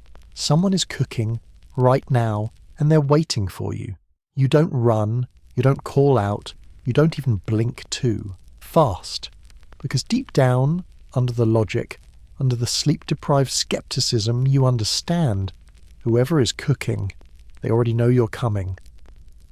The steam rises soft and tall, as if the air is holding its breath, reluctant to disturb the scent. You step slowly, softly, like you're trying not to wake the ruins. But the ruins are already awake. The corridor you're walking through now curves slightly. hiding the source of the steam like a secret too old to whisper outright. The carvings here are older, rougher, more worn long lines of abstract shapes that some say are early Khmer. Others say are just recipes written in panic. One spiral-shaped diagram ends with the word, taste or be forgotten. You believe it. You round the corner, and there it is. A kitchen. But not like before. Not like the dead ones. Not like the broken stoves and cracked pots and graffiti warnings. This one is lit. There's a fire. Small, low, but real. A quiet, obedient flame tucked beneath a soot-blackened wok. Steam curls up from the pan, disappearing into the slanted sunlight that pours through a hole in the stone ceiling above, and someone is standing over it. They don't turn. They don't speak. They just stir. You stop at the edge of the room, not sure if you're allowed to breathe. But the figure does not acknowledge you, at least. Not directly. They're wrapped in fabric that doesn't quite shimmer, but also doesn't sit still. Earth-coloured, dust-coloured, the colour of old walls and memory. Their hands move slowly, methodically, with the grace of someone who has stirred the same dish for several hundred years. And the smell. It's unreal. Garlic, lime, fermented fish, chili, the sweetness of palm sugar just starting to caramelise, every note layered like a forgotten memory, stacked and humming. You could fall asleep just from breathing it in. This isn't hunger anymore, it's reverence. The figure finally speaks, not a whisper, not a shout. Just a plain voice, timeless and completely unimpressed. You're late. You open your mouth to answer, but nothing intelligent comes out. Just a small, undignified noise like a tired kettle. They don't look at you, just gesture toward the other side of the fire. A small bench, polished smooth by countless other visitors, or maybe just the ones who never left. You sit, obedient, as if this were your kitchen, your ritual, your afterlife. They stir once more, then set the spoon aside, an enormous carved ladle shaped like a crescent moon. You wonder if it's ever touched anything but sacred broth. Then they reach into a nearby basket, pull out a handful of herbs, tear them slowly, toss them in. The steam thickens, the air shifts, and now you see it. You're not alone. The room is full of shadows, not just one, dozens, not menacing, not ghostly, just working, chopping, grinding, pouring, measuring. None of them look at you, because you're not the first, and probably not the last. This is what the city became when the people left. This is what stayed. The kitchen kept going, long after the king stopped ruling, long after the priest stopped praying, long after the empire turned to dust. The shadows kept cooking, because someone had to remember. The figure at the fire speaks again, this time gently. You walk through the ruins, yes? You nod. You smelled the recipes? Another nod. The rice that fed a million still remembers. So does the soup. They stir again. You came looking for history. You found dinner. The steam begins to rise higher, now curling toward the edges of your vision. Not smoke, not fog, not heat. Memory. Images flicker through it. A pre-shouting because the turmeric was 2 days too old. A cook pounding ginger until her hands blistered. A shadow offering a bowl to a god who never ate it. A laugh around a dying fire. A meal that ended too soon. A million spoons scraping empty bowls. A voice, your voice, asking for seconds. And the strange, soft sound of an empire falling. Like soup spilling over the edge of a bowl no one had time to catch. The figure lifts the pan now, pours its contents slowly, carefully into a stone bowl you hadn't noticed until now. The scent blooms outward, bigger than the room, thicker than the air. They look at you at last. Their eyes are not angry, not sad, just tired. You're not here to taste, they say. You nod. You understand. You're here to remember. Because this is the last kitchen. The last recipe. The last time someone stirred the sky and salted the shadows and cooked something just to keep the world from falling apart. And now they're handing it to you. The bowl, heavy, warm. You take it. You hold it. You don't sip. You just breathe it in. And in that breath you carry the entire city. You hold the bowl like it's made of sleep and prophecy. It warms your hands, but not in the way fire does. It's the warmth of old comfort, of kitchens you've never been in but somehow miss. It smells like everything that's ever made a place feel safe. And the figure just watches you, not impatiently, not expectantly, just watching. Like a recipe waiting to see if you remember the next step. You don't drink it. Of course not. This isn't a meal. It's a message. You look down into the bowl. The surface doesn't ripple, doesn't steam. It holds steady like it's waiting to reflect something. But not your face. Instead, you see scenes brief, sharp, as if projected from inside the broth itself. The rice fields of Angkor stretching toward the horizon in checkerboard green, glistening under the impossible light of twin rainbows. Farmers bent over in long, quiet rows, singing softly to the seedlings. A kitchen filled with teenage acolytes pounding spice with synchronized determination, sweat and laughter mixing in the air like coconut and chili. An old woman tasting a sauce, closing her eyes, nodding, not in approval, but in memory. She's tasted this before, in a dream, or maybe in a life that wasn't. Hers, a boy, barefoot, shirtless, grinning, stealing a mango slice from a temple platter and then hiding in a corner to eat it, his joy so pure that the gods apparently forgave him immediately. And then, nothing. The bowl goes still again. You look up. The figure by the fire nods slightly. They came to the temples, thinking the gods were up there, they say, pointing vaguely toward the towers above. They didn't understand. The gods were in the kitchens. You swallow. Not the broth, just the ache of it. The sadness of everything left behind in burnt pots and forgotten spices. You still don't believe me, do you? They ask. You don't answer. Not with words. Instead, you offer the bowl back. They don't take it. Instead, they turn away. Back to the fire. Back to the never-ending stew. The shadows resume their rhythm, clattering, stirring, grinding. And you carry the bowl with you as you rise and leave, because now you know. You're not just a visitor, you're a witness. You walk out into the temple ruins, bowl in hand. The air smells like rain again. Not that it's falling yet, but the sky is thinking about it. And the jungle is listening. You stop at the edge of a collapsed archway. Look back. The kitchen is gone. Or maybe it never was. But the bowl is still warm. And you can still smell the lemongrass. You continue walking. Up a set of stairs cracked by time and stubborn tree roots. Past doorways swallowed in moss.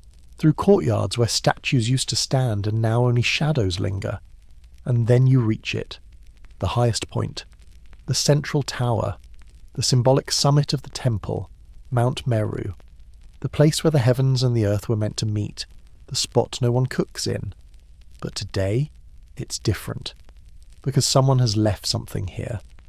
On the altar, stone dusty, half cracked, leaning ever so slightly westward a tray. 5 small dishes. They shimmer faintly. You place your bowl beside them. It fits. Perfectly. Now there are 6. The old number. The original configuration of offerings in the earliest temple records, before the priest started editing the recipes, before the king started renaming the ingredients. 6 dishes. 1 for each direction, 1 for the centre. You step back, and something clicks. Not a sound. Not physical. Just the world. Settling. Like a pot lid finally closing. You sit, right there, on the stone floor, legs folded back straight, and you close your eyes. Because that's the last part of the recipe. You don't eat it. You don't serve it. You become it. You carry the story, the memory, the flavour, The silence, the rhythm of kitchens that never asked for statues or scripture, just the chance to keep cooking. And as the first raindrop taps the stone beside you, you whisper, "Still warm." And somewhere, deep beneath the jungle, a mortar begins to pound again. The rain begins gently, like someone testing the temperature of a pot before adding the noodles. It dapples the stone around you in quiet, hesitant rhythm talk. Tock, tock, echoing through the temple corridors like footsteps you almost remember. You stay seated, still holding the warmth, still cradling the invisible flavour that hangs in the air long after the fire's gone out. The jungle exhales, and so do you. But the story's not done. Because even now, as the towers of Angkor rise above you like sleeping titans, the kitchen below you isn't the only one that mattered. No empire survives on one meal, one recipe, one shrine. This was an ecosystem of flame, and you're about to walk into another chamber of it. You stand, stretch slowly. Let the rain kiss your face once, twice, before ducking beneath an arch carved with a line of script so faint it looks more like a scar than a sentence. The gods grow tired of fasting. Fair enough. You descend a staircase slick with moss. At the bottom, the stone gives way to packed earth. The floor has collapsed in places, revealing the bones of another structure. A kitchen once buried by time and then unearthed by accident. It's here that archaeologists found the strangest artifacts. Not royal jewellery, not golden idols, spoons, hundreds of them. Some carved from wood, others from bone, bronze, coconut shell. Each one a little different. Some ornate, others primitive. But they were found together, carefully arranged in a crescent, facing the same direction, toward a hearth that no longer exists. The discovery baffled researchers. Was it ritual? Was it storage? Was it some forgotten religious rite? Or was it something simpler? A retirement, a resignation. You can almost hear it. We're done now. The gods have eaten. The city is quiet. Time to hang up the ladle. But here's the detail that keeps scholars up at night. None of the spoons were burned, not a single one. They were clean, polished, perfectly preserved, which means they weren't discarded. They were offered. And that, more than anything, suggests what the final act of Angkor's kitchens might have been. Not collapse, not failure. A meal. One last meal. You walk through the chamber, passing the recess where the spoon crescent was once displayed, before being removed and shipped to museums that label them as domestic implements, with no mention of the fire gods. In the far wall, you see something even stranger. A chimney. But it doesn't go up. It goes sideways.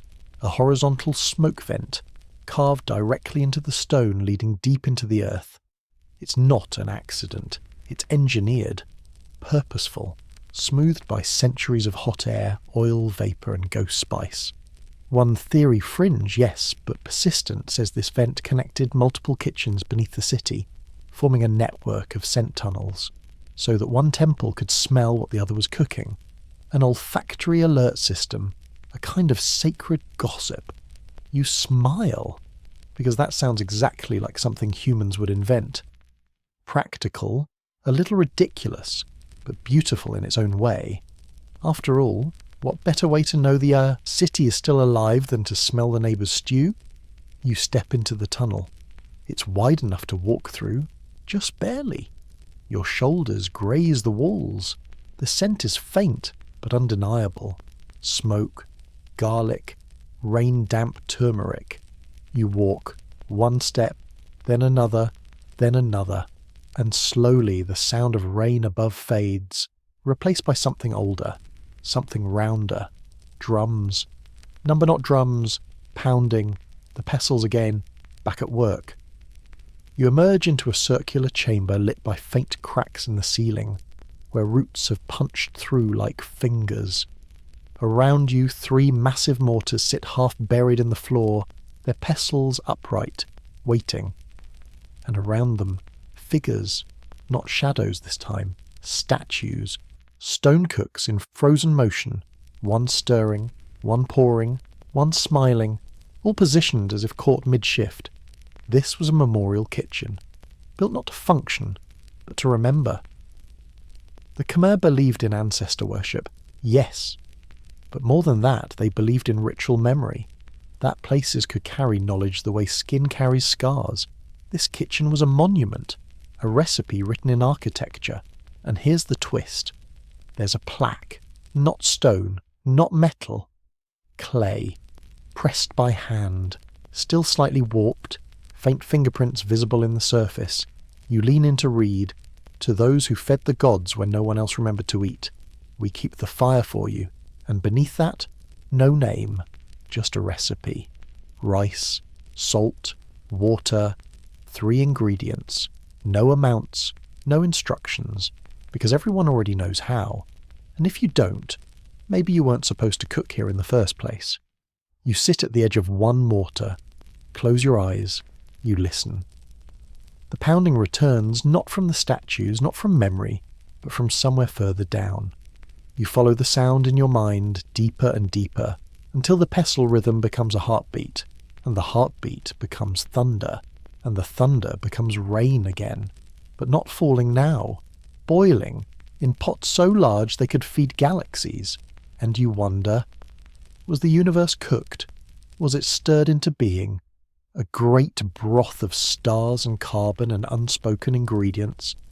Is entropy just the kitchen cooling down? You open your eyes, and all around you the steam has returned. The steam clings to your eyelashes now, soft and sticky, like a thought that won't let go. The chamber blurs around you, roots becoming ribbons, statues softening like overproof dough, and the walls breathing ever so slightly. You blink, and the steam parts. You're not where you were. You're somewhere older, not in time, because time has long since collapsed in these kitchens, but in memory. The stone beneath you is smooth, too smooth, like it's been walked by thousands of barefoot cooks carrying 2 heavy pots for 2 long hours. You can almost hear their muttering, not complaints, not quite prayers, just the noises of people who never stopped moving, and then light. Not sunlight, not firelight, torchlight.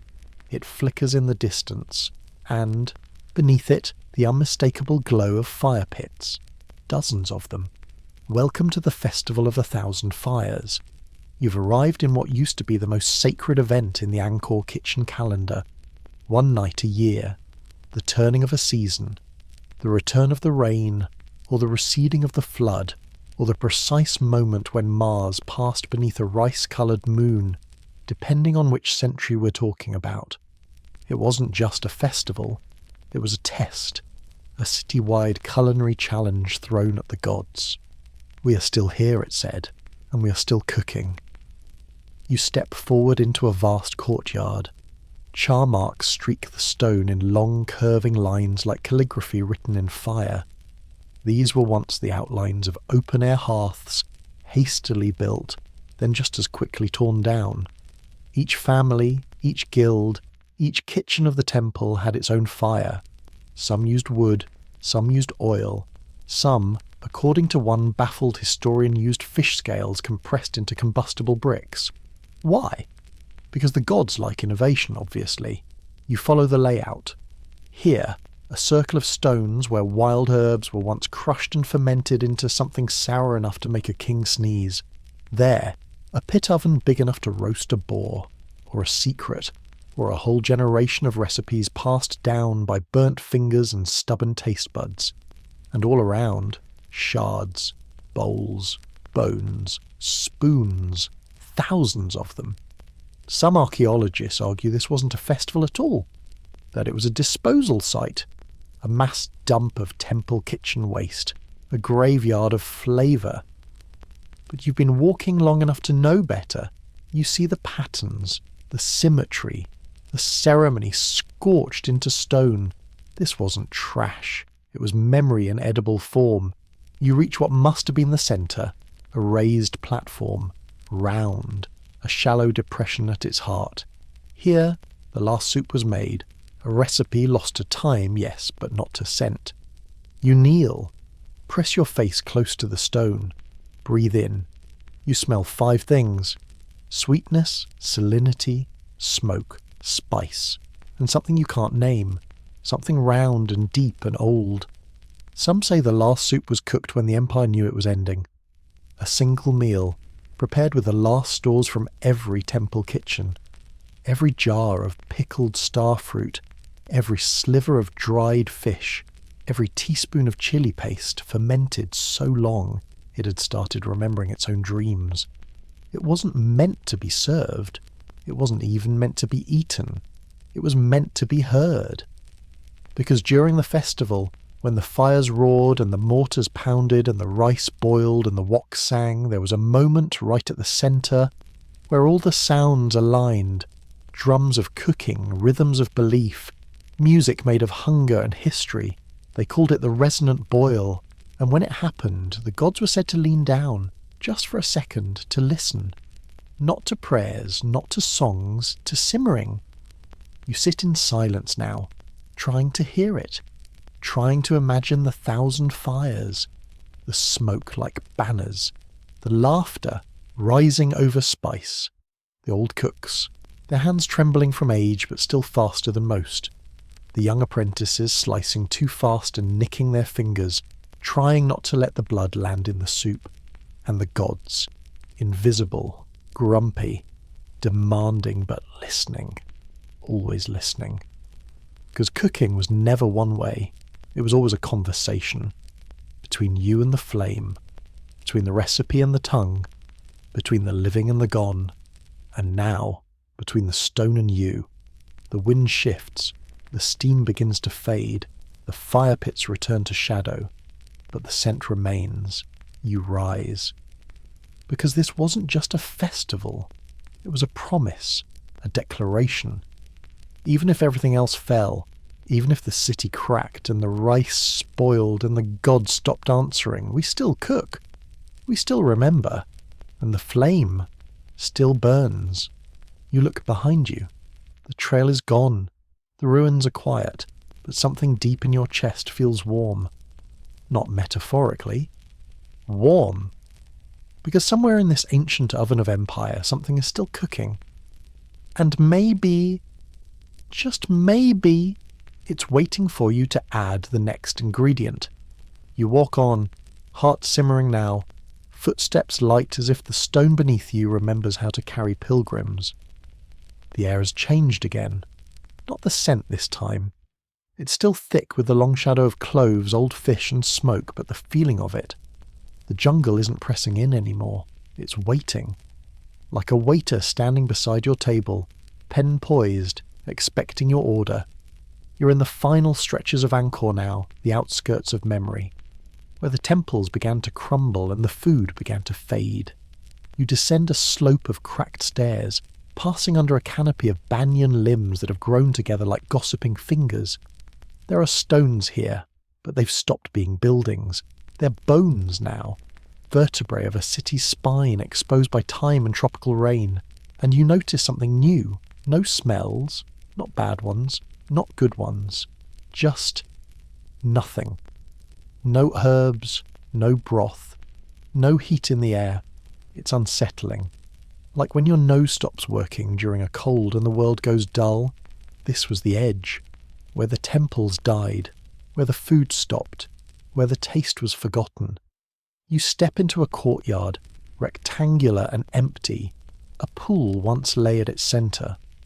Now it's a bed of cracked earth, veins of drought scarring its surface. This place was once full of flavour, and now it tastes like absence. This was not a kitchen.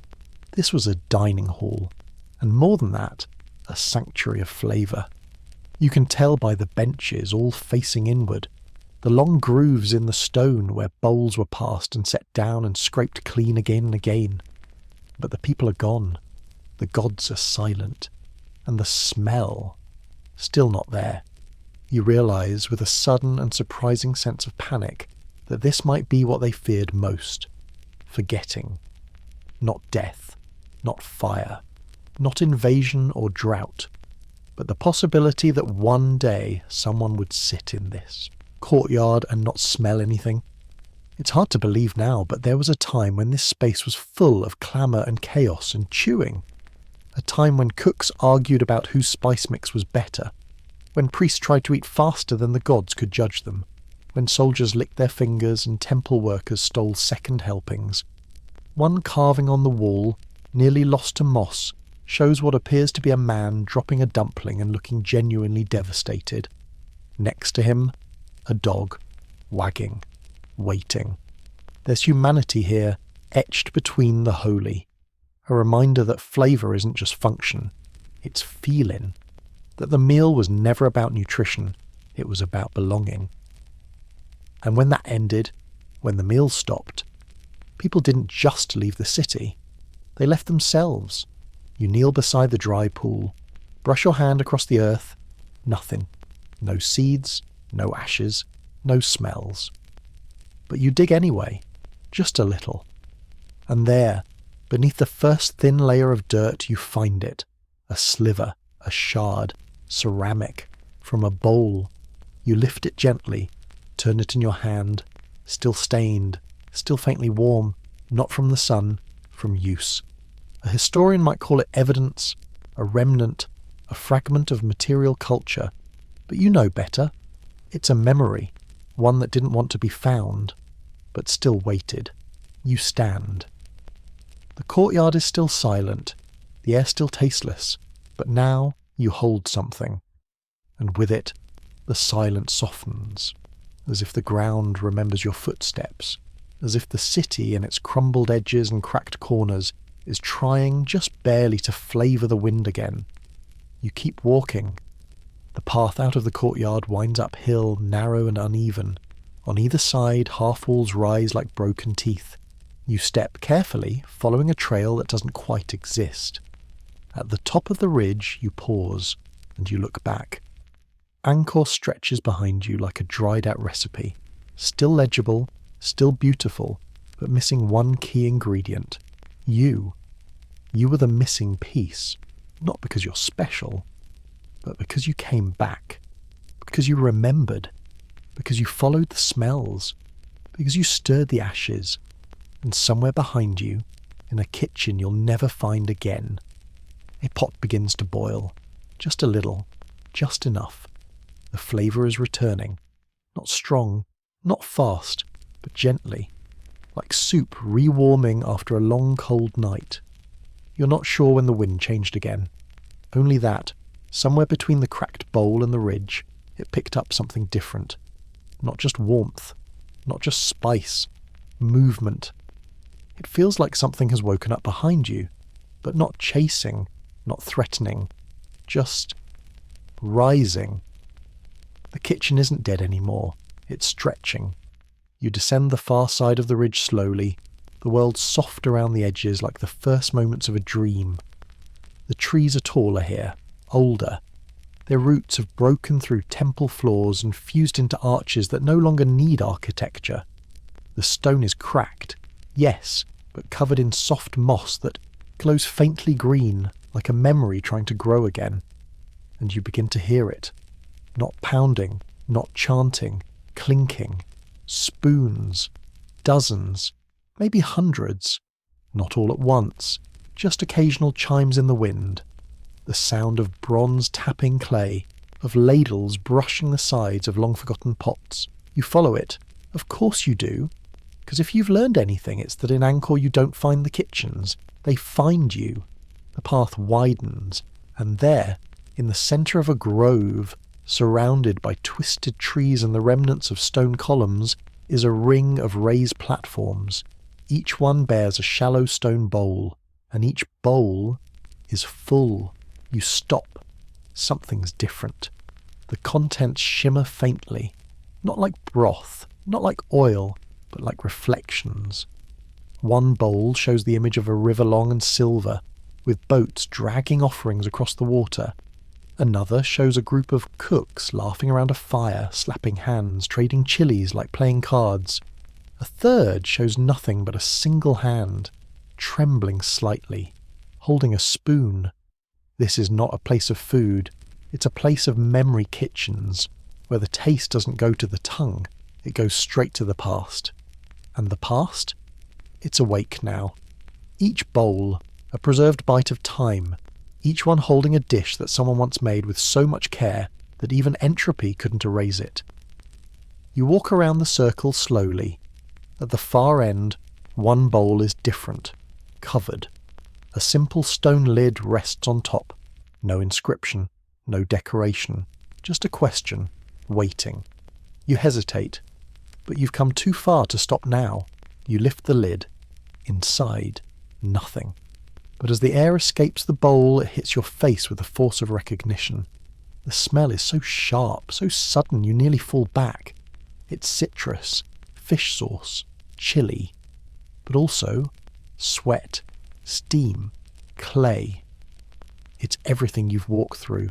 It's the meal no one remembers eating, the one served on the last night, the final taste before forgetting. You inhale and it hits you. Not just in the nose, but in the spine. You see it again. Not visions now, memories. Your own? Maybe. Someone else's? Definitely. A young cook scraping burned rice from a pan and laughing anyway. A priest whispering an apology to a chicken before handing it to the butcher. A grandmother pressing herbs into a child's palm saying, "This one's for ghosts." A city-wide silence held in one last bite. And then darkness. Not bad. Just quiet. The meal is over, but the taste lingers. You cover the bowl again, gently, and sit, because there's nothing else to do in a place like this but rest.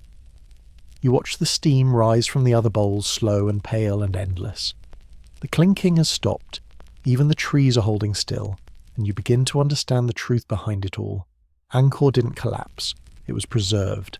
Not in gold, not in stone, not in conquest or scripture, but in flavour, in kitchens built to mirror the stars, in recipes repeated until they became religion, in the simple, stubborn act of feeding someone even when the world is falling apart, and when the last fire burned out, the taste remained.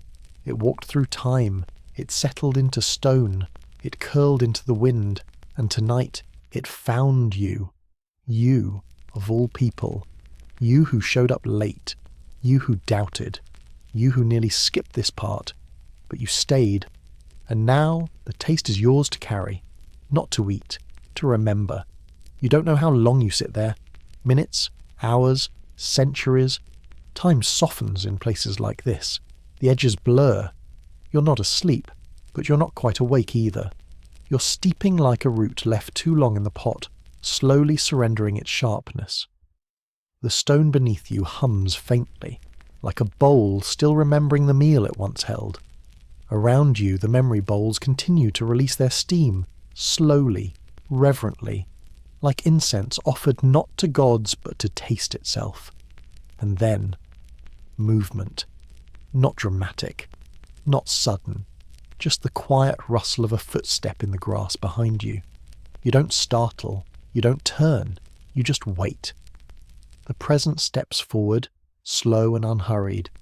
You feel it settle beside you, like a friend who is always going to arrive, just later. They sit. No words exchanged. Just two people, maybe two shadows watching bowls that still remember how to cook without fire. Eventually a voice, low, calm, a little dry, like it's been unused for a while. You came far. You nod. You saw the recipes. Another nod. And you understand now. A pause. Then a whisper. I think so. The figure exhales, the way someone does after a long good meal.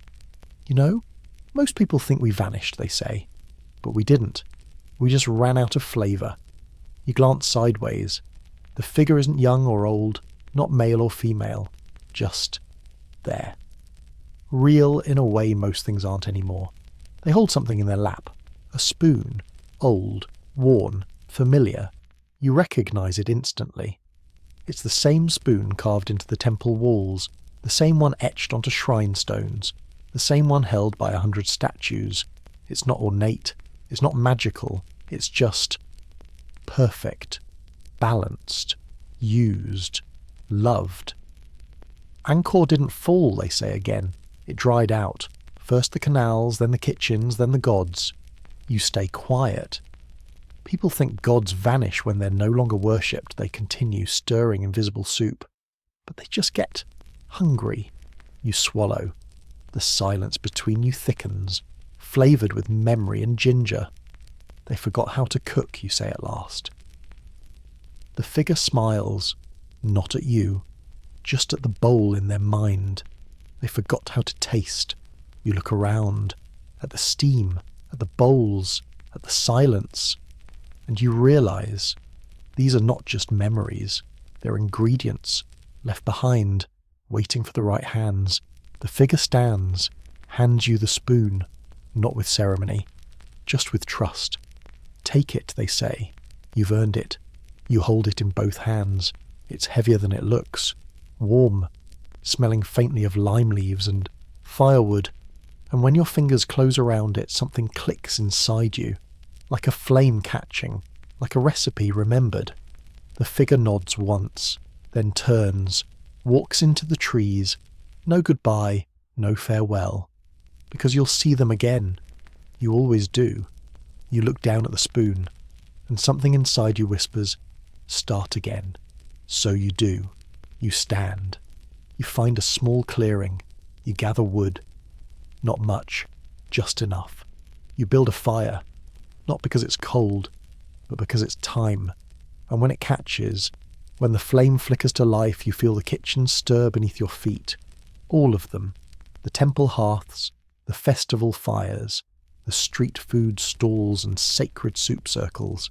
Every pot, every pan, every hand that ever fed another human in the city. They rise with you, one by one. Not ghosts, not spirits, just recipes with memories. You place a pot over the flame, add water, a pinch of salt, a sliver of ginger, a torn leaf of basil, wilted but still fragrant, and then you stir, clockwise, always clockwise. The steam curls upward, slow and delicate, and somewhere, far beyond the ruins, something ancient sighs in satisfaction. You taste nothing yet, but you feel the flavour coming, rising, returning, because the city never needed to be rebuilt. It only needed someone to cook again. The pot simmers gently now. You crouch beside it, spoon in hand, stirring slowly, not out of habit yet but reverence, because the act itself is a form of remembering, a silent circular prayer. Around you the jungle holds its breath, not watching, listening. The fire crackles quietly under the pot, the sound sharp against the hush.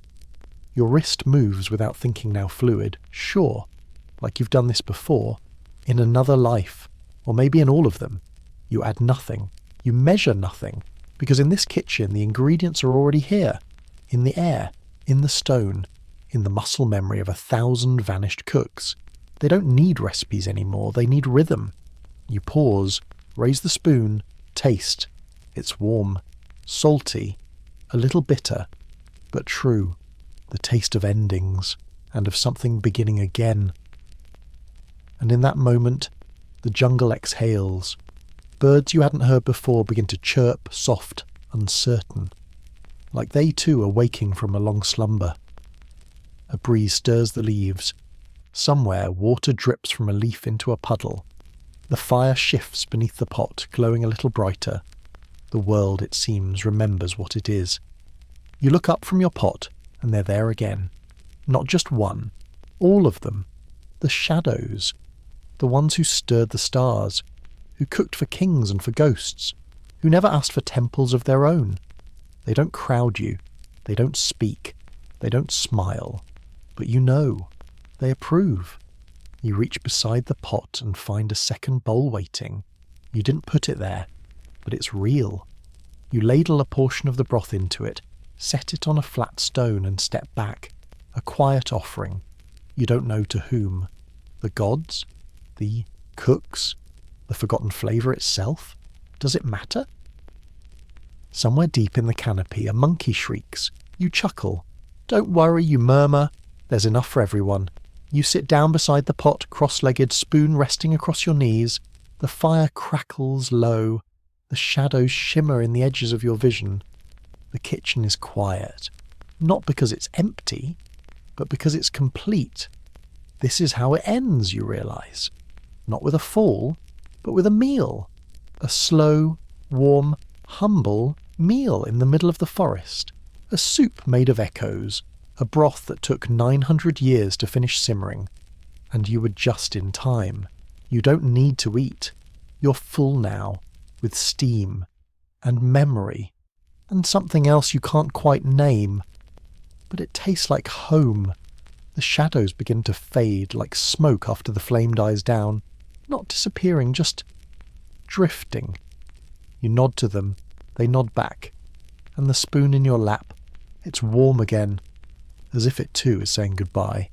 But only for now. You rise. The fire is almost out, the pot is empty, and the wind carries away the last trace of lemongrass. But the silence that returns isn't hollow. It's whole. You walk back through the ruins, through the vines, past the broken stone and the memory bowls and the pestles that still hum in the deepest chambers. The kitchens don't follow. They don't need to. They've done their job. They've fed the world again, and now it can rest. You reach the edge of the ruins where the jungle thins and the modern world begins to seep back in, quiet, cautious, like a diner arriving late. You turn, look back. The temple is gone, not vanished, just at peace. And in your pocket, you still carry the spoon, the stories, the smell. You walk away slowly.